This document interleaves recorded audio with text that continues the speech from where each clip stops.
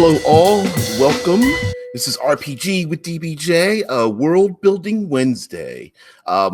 We will be talking, as you guys already know, this whole week's theme is about psionics, or loosely mental, our mental faculties. Anyway, today with World Building Wednesday, we're going to talk about building a world with psionics involved in it. Maybe a world mixing psionics with magic, or any permutation thereof. Well, you guys already starting in the chat and everything. Anyway, yeah. Unfortunately, those of us in the States are have to get up hella early just to be part of this. But so I'm glad I'm able to kind of broadcast to people in other parts of the world. I don't know, more sensible time period. Anyway, mental psionics. Scott, what's going on there, man? Get that coffee. Psionics seems to be one of these things that is a strange permutation and holdover from original Dungeons and Dragons. RP, thank you for coming on in. Anyway, I have a co-host with me today. We're going to build a little bit off of a psionic styled world, and maybe talk about having it mixed with magic, maybe a world without magic. Definitely have to bring up Dark Sun, and I'll bring up a little known game from a White Wolf of all places, called a Trinity, with the original name was known as Aeon, or Aeon, Aeon, and they got sued for that because MTV used to run these little shorts called Aeon Flux, and Viacom sued them, so they literally had to take stickers and put it over top of the Aeon on the label and stuff. But anyway, we'll talk about that because it does have to do with creating a psionic world. Jenny says, I owned Aeon. Yeah, it was I thought it was a pretty good system. Of course, it used the bucket of D10s as most of White Wolf games had. But yeah. Anyway, RP, if you don't mind, please introduce yourself. Hi guys, I'm RP, but I suppose the majority of people watch this know that. I run a smaller channel than DBJ, talking about this stuff, and on Mondays especially I talk about life in general and the issues we face every day. I've just finished recording today's video, which is on another love of my life, Pokemon, so look for that. And besides that, everyone knows me, so no problem. I've brought this up before, and I'll this is just a little editorial. Psionics always seems to be this extra tacked on thing from the legacy of Dungeons and Dragons, because it literally was tacked on the end of a book of the I think the Player's Handbook back in second edition, and from then on it never seemed to fit in right. It just seemed to be this tool it either never fit into the world or was used as a tool for players to want to game the system, because it never balanced out, and and for some reason magic and faith always use the exact same game system. Like there's no mechanical difference between like wizards and sorcerers and clerics and druids. They basically just have a spell list and pick what they want, and they can do it. But they've always seemed to, as a legacy, seem to want to make psionics this other creature rather than just using the same system they already have and just reskinning it, but whatever. But that being said, part of that actually will have to do with us world building. So on Monday, we talked a little bit about psionics, kind of like adventures involved in it and what we can do. But what about a world that has psionics? Well, Vince has this. So I've got my list: Avatar: The Last Airbender, Stargate, Star Wars, Star Trek, Psychonauts, and X-Men. Never heard of Psychonauts. Yeah, Star Trek, Star Wars has some in there. Psionics tends to have this like it breeds suspicion because you have individuals that can do things that people can't see readily, right? Like if you have spells, it tends to come with like books and components, and even in our world, it kind of relates to like apothecaries and alchemists and herbalists and such. Like, hey, if I combine these elements together, it'll have this effect. And magic is just another step beyond mixing chemicals, right? It has like voice, and maybe it might be based on a time of day or celestial event or something like that. But with mental abilities, the ability to read people's minds, to mind control them, to move things with your mind, and to read minds, it just it's a built-in. It's the last place that you have that's personal, where you can't go, where you're not exposed, and being exposed like that can be a big threat. So one aspect of world building, I think, with psionics would be that there would, for the common folk, there would be some kind of suspicion, even if they trust their own people, there will probably be some kind of suspicion culturally with others outside of their region or outside of their cultural norms. We can see that. And then you have, of course, you have to have your enemies too, right? Like or adversaries and such, like psionic creatures, creatures that can hunt you down, that can detect psionic residual effects. Maybe there are things like Dungeons and Dragons has like thought eaters and things, like alien creatures that, or insect or worm-like creatures that can adhere to your head and want to, burrow into your brain or something when you're asleep, or maybe things that exist in a like a mental world, dream world, or astral plane that might be drawn to those who have psionic powers that may not affect other people. So I can see those kind of creatures existing in a world where psionics is very prominent. Of course, we've got Dark Sun, and I'm not sure how familiar you guys are with Dark Sun, but Dark Sun has done a replacement with classically has done a replacement with magic and used psionics instead. And they have like psionic plants, psionic insects and swarms and things of that nature, dragons or rather lizard-like things that have them. And of course the player characters as well.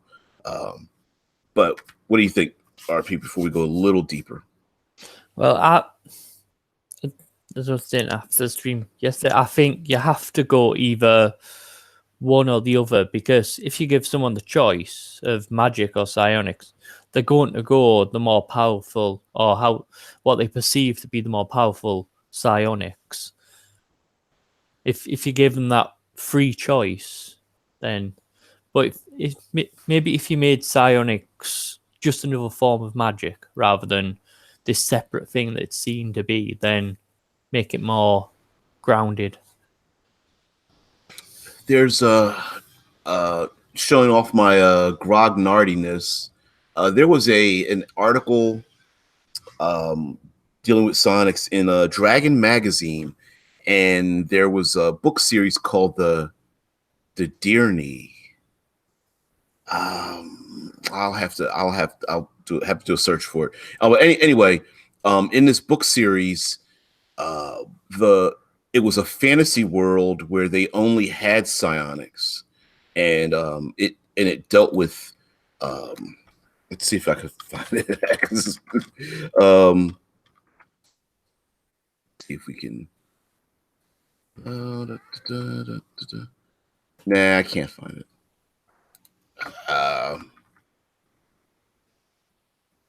No. Anyway, I thought I could. There was a book series, and I guess the book series dealt with individuals that, like, instead of people casting spells, they had like knights that would I don't want to say combine it. They could focus their abilities together.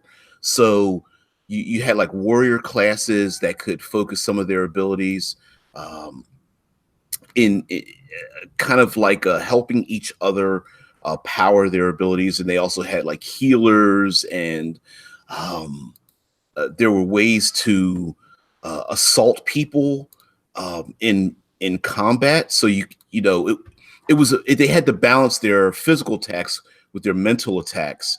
And yes, Kitty, yes, I know. Good to see you. And so I think with psionics, um, what you get a lot of times is are abilities that need to be powered by someone or something. For example, like with spells, you can imagine like I don't know, a cave entrance being cursed, or a magic spell with like a shield around a building, or magical storms. But with psionics, it tends to be far more personal. So, for example, if there's a cave or something, you can kind of imagine it being defended by someone or something in it that's creating that sonic defense, rather than hey, I cast a spell or put a glyph on it or something and walk away and leave it alone. So I think sonics tends to be far more personal, or personal, maybe that's not the right word, like like the Green Lantern Corps. It's like it seems like it's something based far more on willpower and internally than it is basically hitting a light switch to turn something on and then walking away. Yeah, Vincent says sonics are more about channeling versus enchantment. Yeah, I think you when sinuses tend I think to work together with something, so they can come, you get a conclave of sinuses to, I don't know, send a signal out, into the cosmos, or Dearney, yes, Catherine Kurtz, thank you very much, Tesla Ranger. Thank you, thank you. It does exist. I'm not crazy. uh, yeah, Dead Man, the Storyteller, the series Legion on FX. Oh my God, what an excellent, but wow, surreal system. Where I think if you want to be a world builder and use psionics, it might behoove you to create a mental realm that sits over top of your physical realm.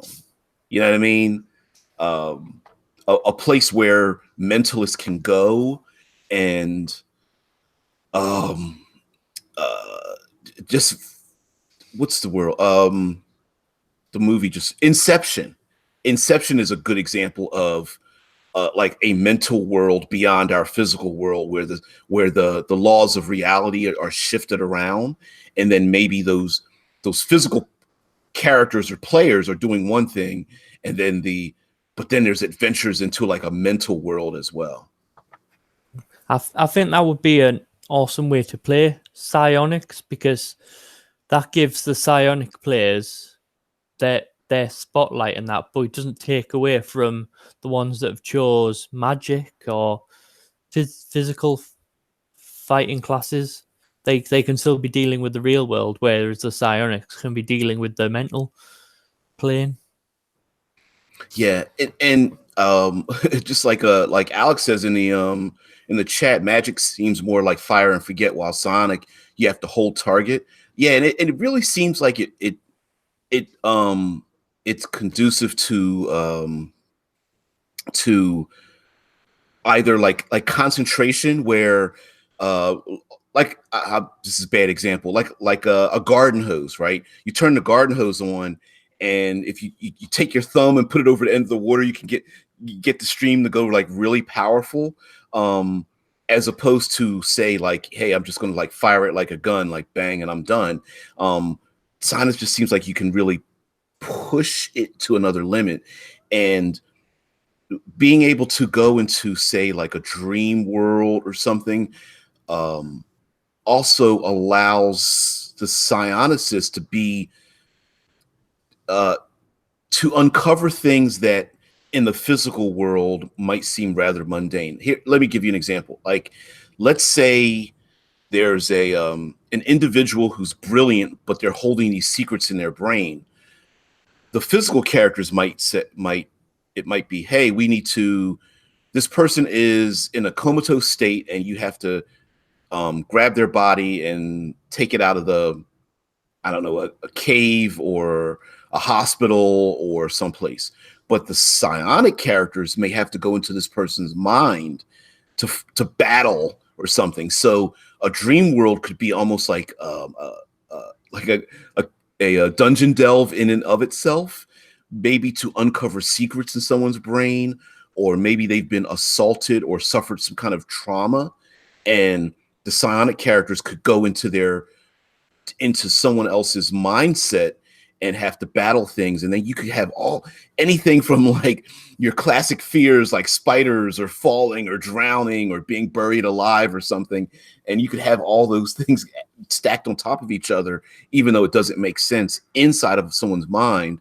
Whereas the physical world might be quite mundane. They might be detectives or something. You know what I mean? Also, in the mental dream plane, the psionics can kind of describe their abilities better, because in the physical plane, the psionic can say, "Oh, I fire mind bullets at them." Well, what does that look like to the rest of the players? That looks like some idiot just stood there holding his hand out, staring intently at someone else. But in the mental plane, it could be actual bullets that they're firing from a mental gun or something. That's see now you've already created something that's like opening my mind, like, because let's say each person has their own individual method of using their psionics. In the mental world, the two might not meet up. Okay, for example, like you said, someone's mental bullets might actually be a gun in this other world, whereas for someone else it could be, I don't know, it's a swarm of rats, or it could be a tidal wave, or it could be I don't know, being crushed by the hand of a god or something. Like it might have things where there's so things that shouldn't exist together can exist in a mental world because they're just spawned from each person's personality.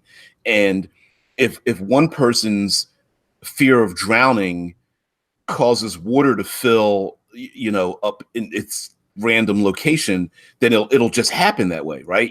If you have a fear of falling, you could be anywhere and fall sideways, or it could be like what's this, MC Escher, where you're walking upside down and around, and you like in Inception, where you have the set of stairs where you walk up the spiral set of stairs and you end up back where you started again.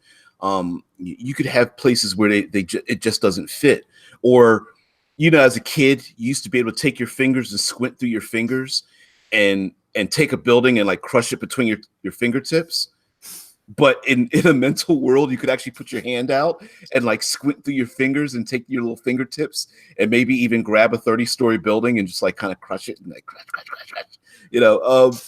It's silly, but really you could describe it any way you want. Now, of course, you could go too far and it would just be so bizarre. So like a movie like Inception actually had rules for how things operated, but yeah, in the physical world, I think somewhere in the chat they were just like two people looking at each other with their eyebrows all funky looking, which could be true, especially if there's like a class of people who have no psionics, but they're completely immune to it. And they could just come over and pop you in the jaw, like, why is he staring at me like that? Boop, you're coming with me. Yeah. You can just imagine it like the psionic characters describing this epic battle that they're having, and the ones in the physical world, they just look over and they're just like just stood there, not doing anything. They're just stood staring into space. Yeah. Uh, yeah, absolutely. And like, was it Alex sees is a magic deals with more physical aspects. Sonic deals with non-physical aspects of reality, which is funny because, Chain White Wolf's Changeling, the Dreaming, had a unique system where your player character lived in the real world, and then they also lived in this fantasy world, and they had a stat basically where you would blend between the two, and if you live too much in the fantasy world, and you would forget doing things in the real world, and a lot of those people were like homeless, they were in mental institutions, they were antisocial. They had anxieties and things because they were always in the fantasy world. And in the physical world, people would accuse them like, you're always living in a fantasy world. You're always, your mind is never here. And for them, the fantasy world was real, and vice versa, right?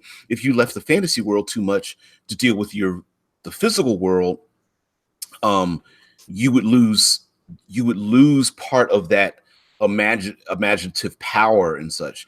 And psionics you could have a situation where in this world where you're being drawn between both worlds. So in your mind, hey, I'm this powerful psionic, I'm in this mental world, but in the physical world, you're forgetting to pay your bills, you're forgetting to wash up, you're you're losing connections with friends and family. Maybe you're losing hours upon hours in the real world because you're always delving into these great fantastical worlds, and in the real world, people are trying to like wake you up or get you to stop sleeping on park benches and things. That I think that could be a really good storytelling aspect. But of course, there's other parts of Sonics too. Movies like Push or Chronicle, Jumper. You could even throw in there where you have people who can telekinetically lift huge weights in the air, or like mind controlled people and such. And how long would it take before if psionics wasn't widespread, it wouldn't take very long to be an extremely powerful individual, right? If you could hypnotize rich people to give you money, hypnotize police officers to let you go, to erase your presence from other people, so that you seem invisible, because people forget to see, forget who you are, what your face looks like, something like that. Man, just even mentally. Alex C says, because I was going to mention this too. Suddenly, the lady's blood vessels in her eyes pop, and it fills with blood. The nose starts dripping with blood, and fluid starts dripping from the ears, and a sudden thud. And you could just do that to people and walk away, and they're like, "Oh, did they have a brain aneurysm?" And you're like, "Nope, I just ended their life because they took my parking spot," and just walk away from it. And there you go, back to we circle back to like the X-Men, where humanity has a fear of people who have those abilities. So you probably have to have like a psychic police force or guardian force or something to detect those things. Or maybe the brain, if you've been mentally influenced, maybe it leaves a scar on the brain so that you can like maybe there's like a mental scan or what is it, a magnetic resonance or something that can detect your brain and detect maybe if you've been mentally influenced. So, you know, psionists couldn't just get away with it. I imagine they would have come up with some kind of police force, like what we have nowadays, hackers that have become they've become security experts and such like that, where psychics would decide to start using their abilities to protect others from like similar people. But what we're talking about at the minute, I think, is more like the Wild West of psychics, the Wild West situation where everyone's running around with their powers, just doing whatever. Yeah. So, probably a good way to keep the whole like Wild West thing under control might be maybe there are like psionic paths or disciplines. So it's not that everyone has everything. It could be that that it's very difficult to master all aspects of it. So you could have, for example, you might be telekinetic and that's it. And it might not be very powerful. So based on whatever the game system or the world you're using, like there are telekinetics, but they, you know, the average telekinetic can lift an ink pen. A powerful telekinetic might be able to lift 10 pounds, and player characters might be able to lift 50 pounds, right? Like you could mitigate the power level a little bit in your world. And maybe if you're telekinetic, you tend not to be telepathic. And then you could even have little micro sections of each. So there might be a type of telepath that only can communicate with minds, whereas you might have another telepath that can mind probe, and then maybe there's another type of telepath that can like possess someone's body, so that the person's still in their brain, but you're controlling, you're like puppeteering them, or maybe mind wiping people or altering memories. Like all of those little things could be individual disciplines that you have to learn, so that this mental police force or what have you, even if the people are don't have abilities, but they're part of the mental police force, if they're fighting a telekinetic, they know statistically this person doesn't also have a mental blast that could, you know, blast our brains or something. That might be a limiting factor amongst different groups and such. In the Aeon Trinity, they even have different organizations that specialize in different abilities. Like there was one group called like the Orga Tech, and they were electrokinetics. There was another group that had like vitakinesis, which is like using the mind to modify or heal the body, to enhance the body. There was a pyro and cryokinetic group, pyro, cryo, and telekinetic group. They were like a military force. So you could have organizations where each organization is has like a specialty of sorts, almost like vampire clans in a way. You could have different like the telekinetics, all like the group over here, whereas the mentalists, the mind controllers, like the group on maybe another part. I think that would definitely be the case. Even if you knew how to do all these different things, you knew how to be telepath and telekinetic, I think you would specialize in strengthening one over the other. You'll find one more useful than the other to you. Yep. And Scott Poe said the old psionic rules, you had spells, but also 5 to 7 attack defense stats that all psionics had. Like Intellect Fortress was one, I think, is what he says. Yeah, they had like titles like intellect fortress, ego whip, ID and or id insinuation. Like they had different rules, and I think what they were trying to get at is that you had different defenses and different attacks, and you had to spread your points amongst them. And if you someone could find your weakness by attacking you in a place that you had a low defense, but you had to find out what that low defense was. And I think it just kind of made it like a game of chess in many ways. Like, hey, I have this great sonic attack, but I might have to default to my secondary sonic attack simply because the other person might have a really good defense against my primary, but no defense against my secondary. And I think that's how they did it. It sounds confusing the way I'm explaining it, but it very much was like you had to try to, you were mentally poking each other until you found the other person's weakness, and then you had to strike them with whatever you had. Oh yeah, Professor Xavier Cassandra. Yeah.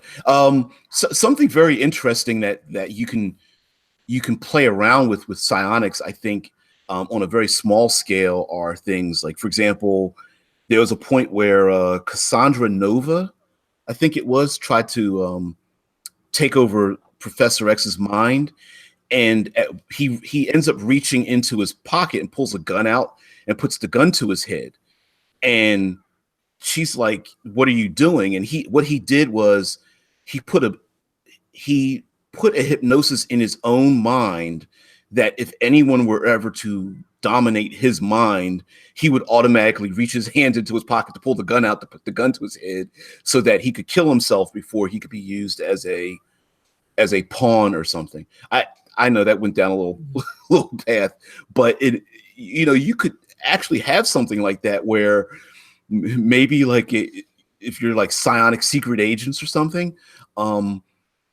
if you could program your body to roll out of bed, grab your firearm, and shoot at something while you're asleep. So if somebody tries to break into your room, you're not even awake yet, and your body just, oh, I hear something, and your body just rolls over, grabs a gun, and starts shooting at it or something. You know what I mean? Like you could. I know it's a deep dive right there, but that would be kind of interesting to have like programmed responses in yourself. And imagine psychics probably would have that. They'd have some kind of fail safe in case they ever did come against a psionic that was more powerful than them or got the upper hand on them. They'd have something to get the upper hand back, sort of thing. Yeah, Vince says that would actually be an interesting variation on a contingency spell. Yeah, it would almost be like this, like a programmed reaction when something happens. And maybe these special agents are able to do this, or they use this technique to save themselves, or to but I wanted to bring up a show called, quite old show called Pretender, where there were these special individuals in the world who could they just had a knack for learning things extremely quickly and becoming basically an overnight professional in whatever skills they wanted. There could be like psionics, because earlier in the chat you were talking about the classic government organization that wants to recruit you for good, but really what they want to do are experiments. Psionics could be hunted in this world, and they each have a specialty, and those specialties might not be very powerful, but in our world, it might be very useful. For example, being able to say the right thing at the right time, right? Like a minor mind reading, where when someone maybe questions you, like, why, a security guard, it's 2:00 in the morning, you're in a hidden facility or something. They're like, what are you doing here? And it could be that you say things that always elicit the reactions that you want, maybe to convince people to do what you want, or get them scared or distracted, or to have them forget that you were there. You could have people who are just mechanical geniuses. They can look at a broken car or a cell phone or a computer, and they don't have any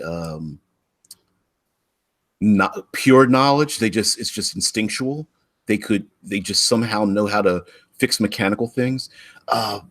There was a TV show called, not the 4400. Oh wow, I can't remember the name of it. Never mind. Anyway, in the show there was a kid that seemed like he was had Asperger's, or maybe was autistic, but he was that way because he could see the internet, and other people thought he was in his own mind, but actually what he was doing is like he was watching like YouTube videos while also like programming and hacking, and like he could think things, and he's basically having conversations with people around the world. And you thought he had a palsy of sorts, but what he was doing is he was flicking through social media. So, and it was a very interesting show. It only had no, it wasn't Heroes. It was not Heroes. Because there was a guy who had perfect balance, so he could grab he used to be a professional sports player, but like he was a perfect sniper. He could throw a tennis ball and make it bounce 5 different times off of a wall to hit a button. He was like an excellent free runner, parkourist. I don't know. Alphas, thank you. Oh, dink. Anyway, yeah, it was called Alphas. A great show. There was a lady who could turn invisible by hiding in your blind spot. Apparently, every person had a blind spot, and that's where she could stand, so she could be in the same room with you, but you couldn't notice it. It was pretty good. Yeah, the premise was interesting, but the execution was very bad, in my opinion. Yeah, I agree with you. But what was it? I like the idea of like normal humans having abilities that, what would you say, were on the extreme end of what normal human beings could do. So, for example, Tresea, or free runner, if you can't. Yeah, I can't pronounce it. That's why I use free running. A girl had she could hyper enhance one sense, but her other senses went dead. So if she hyper enhanced her vision, she couldn't hear things or feel things, that kind of stuff. Anyway, whatever. The Tomorrow People was similar. Yeah. There's just, oh man, there's just plenty of. I'm sorry, my mind's just been hitting all these. For some reason, there's a ton of television shows rather than movies that deal with people who have different abilities, like the Misfits is another one. I think if it's more of a like an episodic thing than a big grand movie, they could have multiple like different adventures with these characters. I mean, The Pretender was an awesome show. I mean, I can't believe it got cancelled when it did, and we didn't really get a finish to it, but it was an awesome show. I mean, I love that we just turned up and he had all this documentation and everything about who he was, and I was like, what? Yeah, you might know this stuff, but how have you got documentation?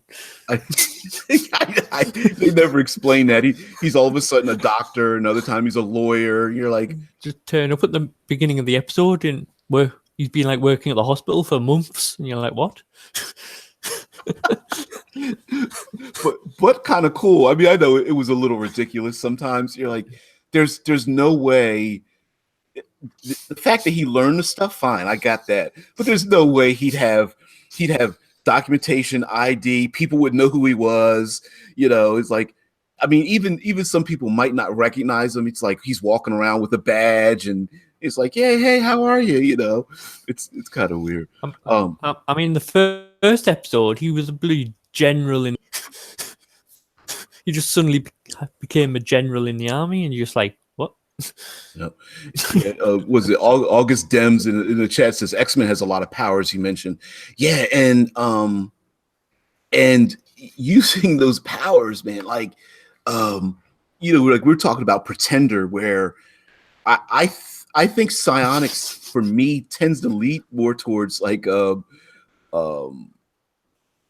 uh worlds where that are very personal. Um like, okay, for example, like Vincent's like trying to get us back on point. It's like, did you guys want to create a Sonic world? Damn it. Okay, so here we go.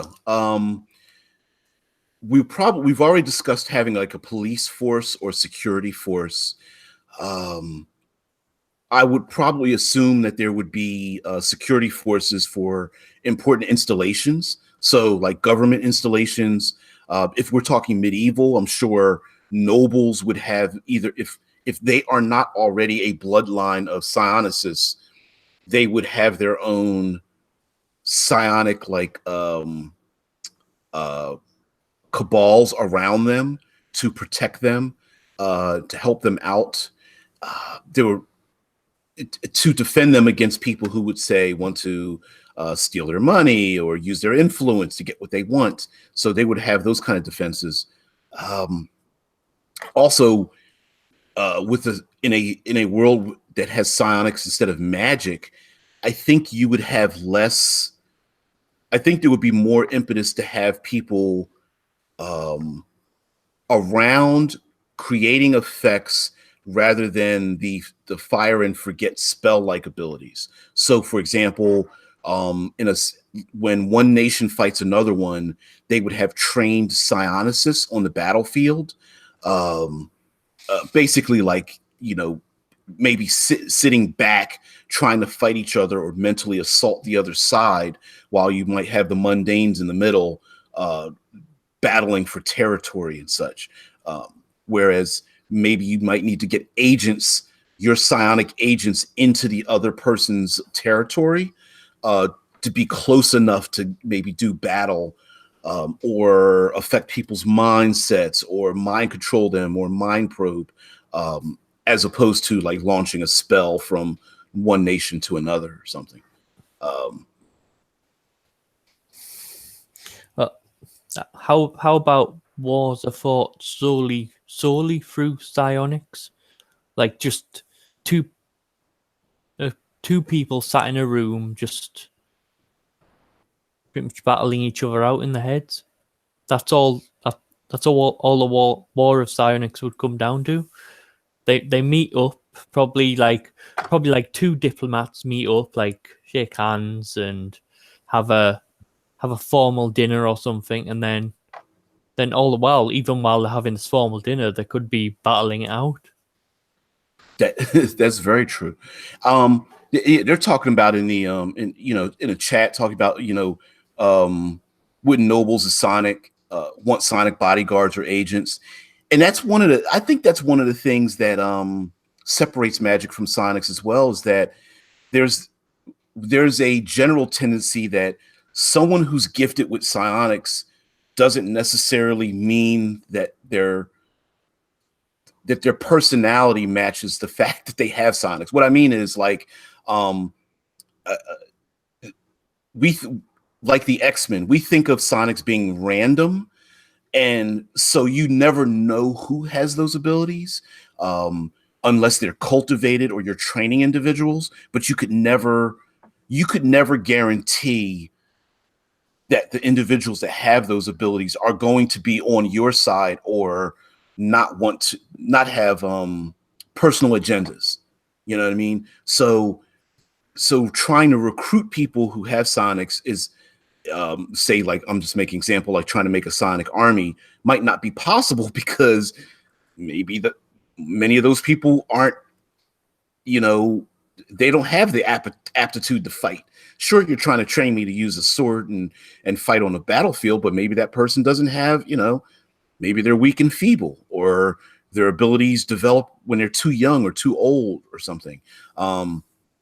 It could be that maybe there are individuals that want to, I don't have like a psionic bloodline, But even then, you're going to have individuals that maybe have different abilities or different levels of abilities, or and like you said, if just two individuals just meet together and they just sit in two chairs staring at each other, um, you never know what hidden secrets or dark thoughts are in someone else's brain, and maybe psionics is something that pulls that out, whereas the rest of us just walk around like we're in our own thoughts. And sure, I thought about taking that, that tasty pastry, but I'm not going to do it.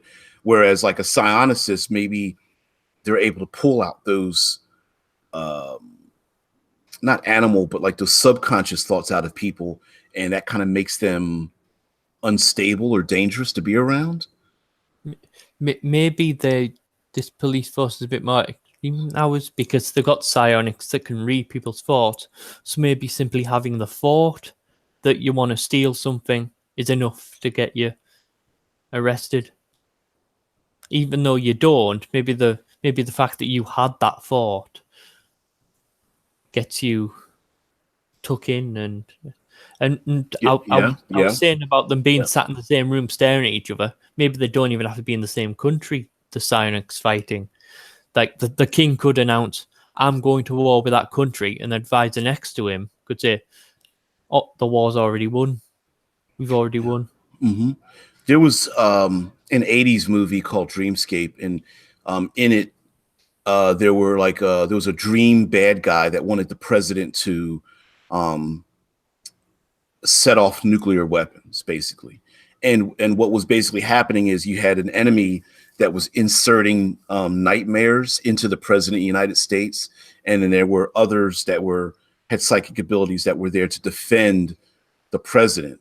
And the entire time they're in the president's brain, and he's having these nightmare images of like nuclear war they're getting progressively more harsh, and the good guys had to like convince the president not to fall into those things. So you could have individuals where psionics, they don't even need to, like you said, they don't even need to be in the same country, but maybe they're like a protected members of their each community, and the mundanes around them, all they see is them going into convulsions and their nose is bleeding, but in the mental realm, they're actually attacking each other from thousands of miles away. And yeah, that would be a very strange thing to have, where maybe they don't have battles on a battlefield. Maybe if their main psionicists start dying off, they're like, man, you know what? This other countries are, when our psionicists are gone, they're going to take over. Prue even talks about psionic, like genetics, where you could have like, genetics,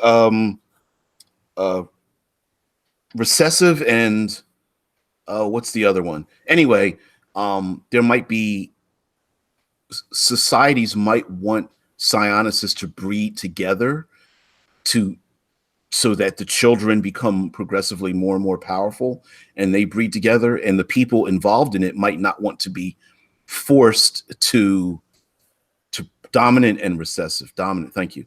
The dominant and recessive genes. So genetically, we can breed powerful psionicists, but the people involved in it are like, I don't want to breed with that person. Like, you know what I mean? I'm not a farm animal. I want to go about my own life. And so that might be might be a thing too. And especially if they're not nobles or not in the higher power structure, that in itself could be powers as well. Vince said they did that in Stranger Things. Exactly. Like, Or maybe society has banned two psionics from breeding because they fear a too powerful psionic. So you have to be with a non-psionic. That could have an adventure in it as well, like the Romeo and Juliet style. Yeah, Psionicist on the Run. Firestarter, Stephen King's Firestarter. In the show, there was a dad who had like who could create like illusions, and his daughter had pyrokinetics, and she was essentially more powerful than he was.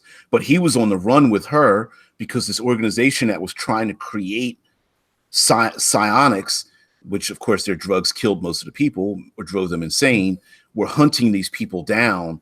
Of course, and you always have to have the organization that wants to use them as pawns or weapons or something like that.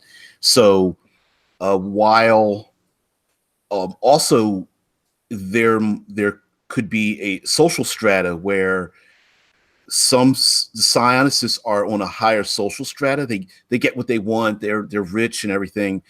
But if there's wild psionicists running around, they don't want to lose their position because they don't want people to fear them. And so you could have psionic versus psionic, because there's some who are just like, look, I'm at the top of the food chain here. You guys are causing too much trouble, making me look bad. So I'm going to come hunt you down and either recruit you, or if you're not for me, you're against me. Simply because they want to be at the top of the food chain. They want to be considered like that noble or something. Ooh, Janie says you can have an equilibrium-esque world where everyone's required to take meds to suppress potential psychic abilities. And then now that kind of world could go two ways. One could be that the people don't know they have psychic abilities. They're just forced to take this drug because it's just a social norm. Or it could be that everyone knows they have these abilities, and there was already, like, maybe there was a World War III where these abilities were, like, used to destroy the world. So now they all take a drug to suppress it. And there might be, the younger rebels that are like, I don't want to take this drug anymore. I want to be myself. I want to be able to express myself. So you could go two ways with that one.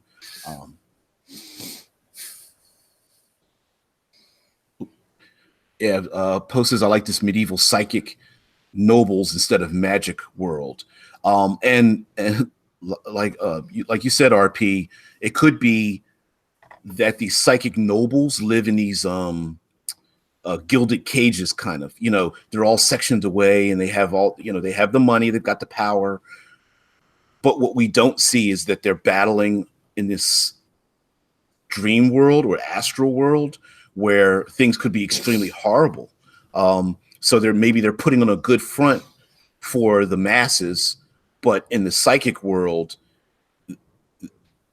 in our real world, they're at the top of the food chain. The psychic world, there might be horrors there that are being fed by other psionicists. Like, maybe, I'm just making example, like, let's say as people have fears and despair and depression, maybe those things feed other things in the psychic world that make them grow stronger and stronger. So the more people are afraid of snakes or spiders, the stronger those snakes or spiders get in the psychic world. You know what I mean? And so it could be they put on a false front for everyone, but in reality, there's this creeping doom that, one of these days, the dream world will actually, strike me down. And so maybe they're like fighting this other world or something. Yeah. It would be the case of, like, as in our world, the people who don't have it look at it like, oh man, that's an amazing. I wish I was psionic. I wish I was a noble in that. But the nobles are like, no, I could get attacked at any moment in my head. I'm constantly under attack, constantly protecting, well, you guys, your minds. Yeah, maybe what we today consider insanity and depression and manic, like what we consider to be mental afflictions, could really be an outside attack that's happening, spreading, and the psionicists are really there to protect us. Otherwise, we would all go mad. It's the Cthulhu thing, right? If you see it, you're going to go mad. And so maybe they're there to protect everyone from this creeping horror, and maybe it's a compound effect. Like as people murder and kill each other and assault and rape and like torture each other, that's building, that in itself is building energy for this creeping doom. But the mundanes don't know it. They're doing all this harm to people, and their trauma is fueling this outer thing, or this outer realm. And the psionists can actually see it. They can, in their minds, it actually has a physical effect on them. And so in this dream world or astral world, they're doing battle, but the rest of us just never see it at all. August says, in a society where everyone has telepathic abilities, no one would be able to lie or hide the truth, at least not consistently. It might be hell for most people if it's a recent change. And it seems like we are, psionics is like that speculative fiction, right? It's always the what if. Like, what if people could read each other's minds, or what if people had telekinetic abilities? So if it's something recent, that would be a very weird but very cool world building thing, where part of society, how would society change if everyone could read everyone else's minds? If the minute you thought you put it out there, wait a minute, we've got Twitters, never mind. That already exists. I'm sorry. So no, I'm just joking, but I mean, it could be very much like that. Like your subconscious mind, your instant, not even your subconscious mind, but your instant thought might not be cruel, but other people think of it as being cruel. You know what I mean? It would just be like you're passing by someone and you go, that outfit doesn't look too good. And they take offense to it. And you know, that's just a thought in your head that just went right through your head without a thought. And now the other person's like, you know, in their mind, like, what did they say? I hate you. I could kill you. You know? And you're just two strangers passing on the street, but they, you know, they're like feeding off of each other because their unconscious thoughts are going towards each other and they can't stop it. And imagine it just spreading to millions of people. That would.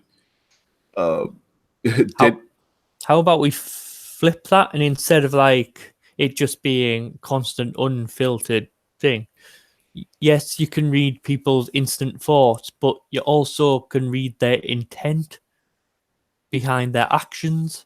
So maybe things get cleared up easier in this society because people can read your intention behind what you did rather than just your actions. Okay. So in many ways, maybe there are people who want to take advantage of this. So, or maybe there are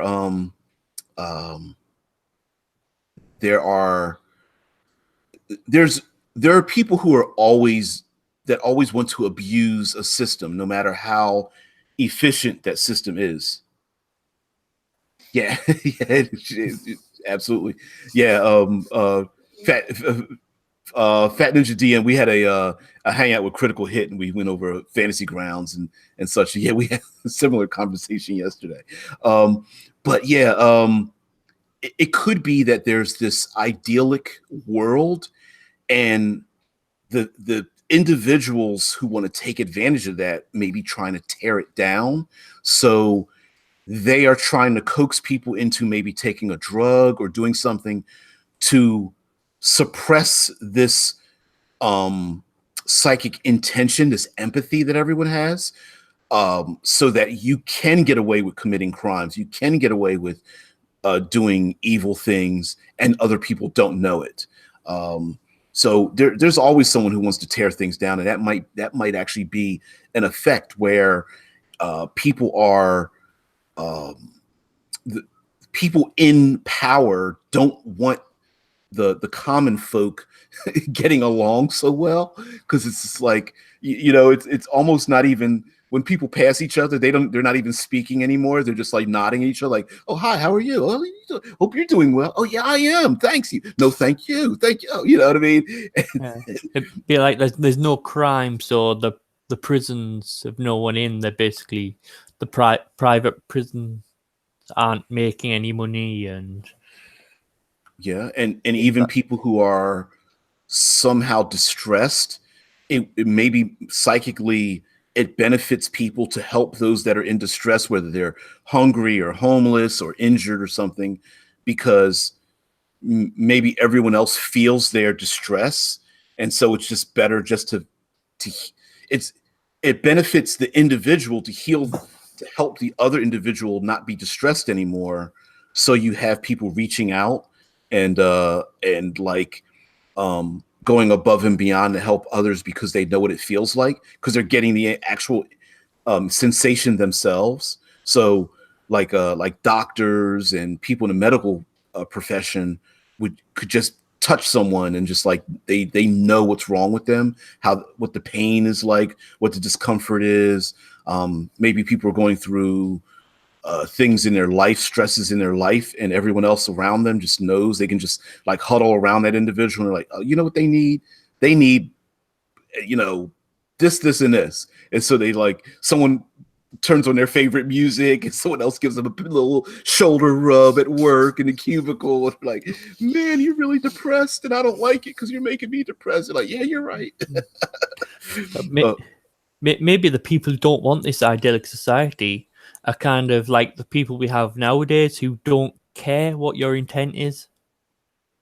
They want to be able to punish you for what you did, rather no matter what your intent was. That's very true. I mean, especially if you are like a I don't know what it would be called, like a legalist. Like you're just like, look, the rules were broken. Intention has nothing to do with it. You know, it's the classic: you stole bread to feed your family, but you still stole the bread. So we need to punish you for stealing the bread, despite the fact that,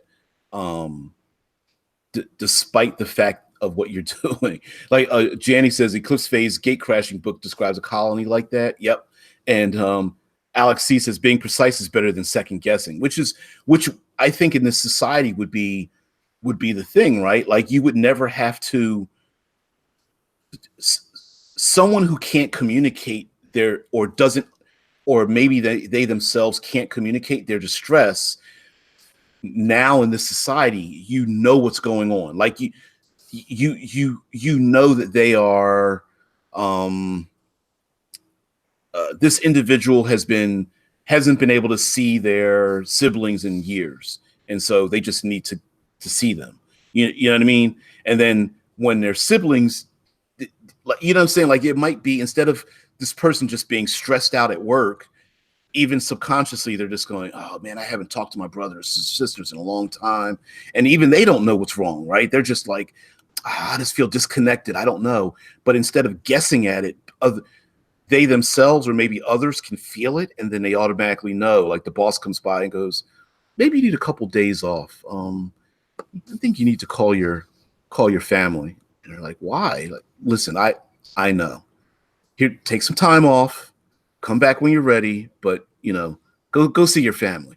And that might be a thing, right? That people just you know, oh, how would this affect the arts in such a society? Wow. Fluffy unicorns and clouds. Well, okay.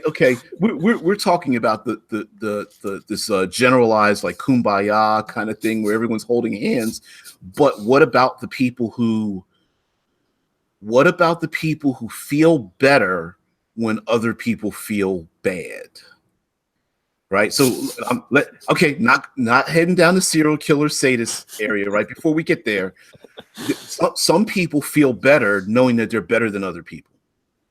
It's a thing, you know. Some people feel better when they have the best fashion and you don't have it, or they have some piece of information that you don't, or they feel better when they're surrounded by people who idolize them. So sometimes that would be not a harmful thing. It would be maybe in this society, those people can never fit in, because to give them what they want means you have to distress other people, right? Your desire to be better than everybody else, if we gave that to you, you're going to distress all the people around you. So we can't give that to you. So you've got to go, right? You know what I mean? That would be misery loves company. Put all those people on their own island. What Scott Poe was talking about. I'm sorry, go ahead. I would just say maybe it would get to a point where they're actually taken out of society. Those people who have those thoughts, who have that intent, and because the person who took them out intent was to keep society happy, they wouldn't get punished for it.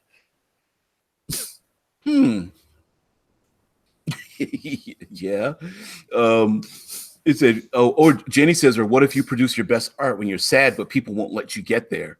You know what? That's the thing with art, right? Like art is supposed to elicit, once art's created, it's supposed to elicit a reaction, whether it's happy or sad, or make you think about things or whatever, be introspective or something.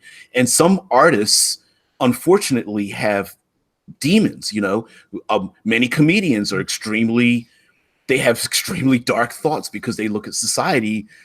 Maybe they're not allowed to express themselves the way they want to, because they want to create these dark thoughts and artistic expressions, and people are not allowing them to get there. It's like, no, we need to make here's some more unicorns. You're like, stop giving me unicorns. I don't want butterflies anymore. Yeah. We're getting to the point where it's an ideal society, but it's at that point where everybody's having to feel the same and think the same, and nothing would be created because everyone's got the same ideas. And even Prue says people's weaknesses are not necessarily evil, but they can be decidedly impractical, especially if their subconscious mind wants to give them something the rest of us can't give them. Let me feel my feelings. Fat Ninja DM says a cosmic horror that the PCs with psionic abilities can actually see a shadow that one hand is encompassing the whole entire world, and it's up to the PCs to keep the darkness from crushing the world. And that darkness might be what's like, it goes back to the feeding the darkness thing, where we as human beings, like you've got this idyllic world that's and people aren't really allowed to. It's kind of strange. It's like everyone's happy, but they're not themselves, right? Everyone's like smiling and connected, but they're not able to truly be themselves and to what would you say, challenge themselves. Because many great discoveries, many people have pushed themselves to a limit, not based on being nice and comfortable, but being in some pretty horrific situations, whether on purpose or by the sense of where they're at. Johnny's just said something interesting. The machines in the Matrix telling Neo that the first world failed because it was perfect. The machines tried to give them perfection, but we didn't want it. Oh yeah, I absolutely agree with that. So, wow. So then that means, I mean, just like this, now we've come up with an ideal psionic world, and now we're talking about ways of ruining it. Now we're talking about like this underbelly of crime and people that don't want it. And all right, so maybe like the player characters are part of like a defense force, that there's this idyllic world, but they know it's held together. It's a very fragile thing, and there's this constant like the PCs are basically like the patchwork. They know that it's going to crumble at any moment, and no one knows what to do, but the PCs are just actively fighting against this the impending doom of society collapsing in on itself, even though outwardly everyone's like very smiley and happy and peaceful, but the PCs are like running around trying to like put out all these little fires as the fires are starting to spread. Like it could be this dystopia that the PCs see, but everyone else doesn't see coming. Where people are just like the PCs are making people disappear in the dark because they know these individuals are like inwardly they're like screaming like, I don't want to be nice to everybody. I just want one day where I just get to be rude. And the PCs are like knocking on the door like, sir, you're gonna have to come with us. You're like, why? Like, because you're upset, and you're being upset is upsetting other people, you know. Perfection sounds boring as fuck. Pardon my language. Too late, because see, you're sending that thought out, and I've already picked it up. Conflict is what. I mean, honestly, we're all different, so everyone's got their own idea of perfection, of what would make a perfect world. Some people think the perfect world would be to go around killing everybody, being allowed to go around committing whatever crime they wanted. Yeah.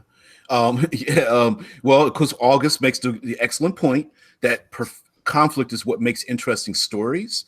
And, you know, conflict makes that drama. Conflict is what, in many ways, what drives people to be better. It's the classic, like, how can a 60-year-old be a first level character, but an 18-year-old be like, you know, level 9 or something? And it's because you know, if you're put under a crucible of conflict, you start to grow, you start to learn.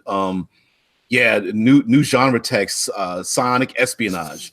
Yeah, you know, that I think a psionic espionage is a great backdrop, a great setting. It seems like you'd have to make it interesting, because, to be honest, in the real world, if psychics existed, psionic spies would be just sat in a building somewhere, just like basically like hackers of the mind. So, well, that might not be so bad, right? Like if you somehow had a game system where your physical stats and your mental stats are just, they have parity with each other. Like it doesn't matter. A player could be, quote unquote, an adventurer, an espionage agent, but never have to physically be there. Whereas the physical agents could be there, but they both have the same influence in the world. Let me give you an example. Like, let's say one PC is in a building, and his whole job is just to leave his body behind, and is like an astral agent. And then the other agents are the physical agents, because the person they're going after maybe is in like a Faraday cage, like you can't get to them. So someone has to physically go break into this hidden place, get this person out of the Faraday cage, or bust the Faraday cage down, so that the psychic agent who's astral this entire time can get to them. And maybe they have, like, you know, all the agents can see each other, whether they're mental or physical, but regular people can't see them. But they're actually like walking through walls and through the world and stuff like that. I think that would be very interesting. It's Baron Contrell, dude. I sorry, stole your idea, man. You were like, hey, let's talk about psionics. Had to do it. By the way, that's where this entire subject for the whole week came from, was that why don't you talk about psionics? And I was just like, yeah, why the hell, why don't I? You know, so we are coming up with the ideas. We got a bunch of brilliant people in the chat. Probably got to cut and paste this entire chat. You know, but yeah, I think psionic espionage would be a great thing. Now, how to put it into like a medieval world? I think it's possible, but for me, I feel like it fits in a modern setting, or maybe slightly far future, like tomorrow future. You know what I mean? I think it really fits really well in in a setting here, because imagine, like you were saying about agents like hackers, like there's psychic agents, but I love the idea of a character who's more mental than physical, but they still need to operate in the physical world, right? So for example, let's say the PCs are driving in a car, the guy in the back seat who's unconscious, somebody's got to worry about that person while they've left their body to attack the speeding car in front of them, psychically trying to use their telekinetic abilities to turn the wheel of the guys who's getting wet. You know what I mean? And then you have the idea of like, what Prue says, you can just save it, can't you, DBJ? So if you watch the vid again, the chat plays too. Yeah, I believe it does. That if you watch the video, the chat plays again. And so I don't know, let's all just do one big giant Kickstarter. The psychic espionage, you guys are in it. Oh man. It's crazy. Vampire Requiem setting with psionic instead of vampire setting. I think that absolutely fits, right? You have vampire clans. I could see psionic clans, cliques, kind of. You know what I mean? Hanging together. Even like Harry Potter, or what was that short-lived show? The Magicians. Short-lived show where you had cliques of like the TKs, kind of like the Teeks kind of like hang on one side, the telepaths kind of hang to the other side, or maybe they reach out to other people in the world to draw them in because they're like-minded. So, hey, you're a mind reader. Why don't you come with us? You belong with us. And if you don't choose to be with them, maybe that those factions feel offended. And like you said, maybe they're psychic vampires, or maybe psychic powers are, maybe all psychic powers are extremely low level, but in order to enhance them, you have to become a psychic vampire to drain other people to enhance your abilities. So you have this dichotomy of like, you want to be the hero, but you're doing bad things to get there. And maybe that's where insanity comes from, or the world's being, okay, here we go. There's this oppressive, all the trauma in the world is creating this dark, oppressive thing that's surrounding the world. So all the wars, the murders, the tortures, the brutal, the beatings, all those things, the nightmares that people have are feeding it. The PCs know this is happening, but in order to enhance their abilities, they have to drain other people, and those people that they're draining are suffering. They're basically being, traumatized. So in order to increase your power, you have to traumatize other people, and then those people are enhancing this evil that you're trying to fight. So right, Scott Post is like, oh, nice. So most psychics just take a little, but baddies get a rush from really draining people. Exactly. And like so you could have, Magicians is still active on Sci-Fi. Okay, thanks, Deadman.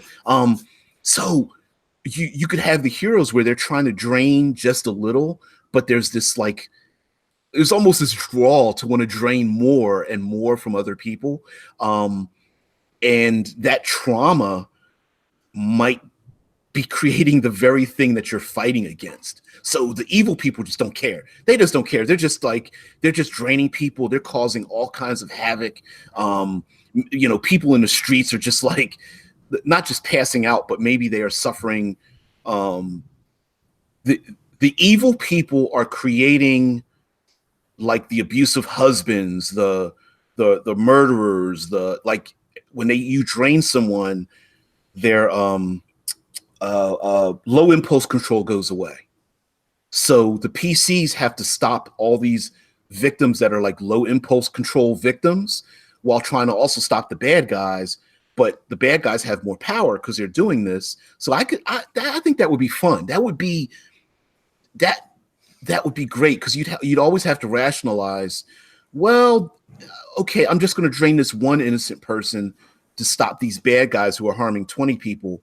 But how long till you start draining 100 people to save 1,000, or you drain 1,000 people to save 10,000? You know what I mean? at some point you're rationalizing the damage that you're causing. So wow, that would be great. And then on top of all this thing, there's this growing evil. Maybe it's like post-apocalyptic, but only in the psychic world. So the minds of the victims are creating like psychic, like ghostly, the equivalent of ghostly whites, wraiths, specters, zombies, but they only exist in the mental world. So when someone is drained by the bad guys, their trauma ends up becoming a living thing, whatever. Dead Man Stories The Magicians covers this in the latest season. Okay, fine. I'll turn. Okay, let's see. Let's get out of here and watch this show. Damn it. Fat Ninja DM said, think we're on to something here. Yeah. Hey, if it's good enough for TV, it's good enough for us, man. So yeah. Anyway, Baron Cantrell was the one, if I'm pronouncing it correctly, is the one that came up with doing like psionics, talking about psionics. And I said, well, one topic, nah, let's do it the whole week. So getting pretty late into it. Geez, we're going on to almost an hour and a half with this, hour 20. So guys, sorry to bring you to absorb your time so intently. I'm going to start to power this down because we can go on forever. I mean, literally forever with this, whether, your psychic agents fighting off Cthulhu, whether it's, what's the game I talked about, Trinity, before, where you have these different factions of organizations training psychic agents, whether where we design a dream world, or maybe even the PC more. Yeah. Maybe the PCs have to design their own dream world. Or whatever. Yeah, it is kind of crazy. Yeah, Prue, yeah, see you tomorrow for more psionic shenanigans. Yeah, what's tomorrow? Third Pillar Thursdays. Got it. You know me, using the environment. I still don't know what I'm going to talk about tomorrow. I very rarely know what I'm like, have specifics before I turn on. So we'll see where we go. That's my jam. That third pillar stuff is my jam. So we'll probably do that. Tomorrow is environmental. I'm not your environmentalist. I'm your third pillar-ist. Being an environmentalist, that might trigger some people. So, but yeah, I was telling him, RP, I was telling him we're going to gear it down because we've got a ton of ideas. We can go so many places with this. Yeah. Woke plant life. What up? Save that grass. Don't cut it. You know what I'm saying? Anyway, oh man, I'm down with that flora and fauna. You know what I'm saying? What? So, sorry. Maybe I'm just getting. Yeah, I'm a little environmental. Oh shoot! All right. Anyway, guys, as I channel a little DMX there, I'll see you guys tomorrow. We're going to talk about Sonics the rest of the week. The usual. I think it's absolutely going to fit for future Fridays as well. But guys, thanks for being real active in the chat. You guys talk all you want. I'll try to keep one in when I can. I'm having too much fun with this. But anyway, so. Oh God, not psionic mimics. What? Every week a mimic comes up. Well, that's how mimics are, man. They insert themselves in. They don't even ask or anything. Yeah, like dogs. Oh. See, psionic dogs. Fake psionics. Well, like fake news. Oh shit. Anyway, we're really gonna go down a rabbit hole in that one. I'll let RP take us out, and then you guys have a great day. We'll see you tomorrow. So go ahead, RP. Go ahead and plug away, man. I've been RP Gamer, and this is my dog Tinkerbell, and as well as having my own channel, I'm 1/3 of Power Up Gamers Publishing. So go check us out with Legats Volume 1 and coming soon Legats Volume 2, as well as some other things. And yeah, she's just not interested.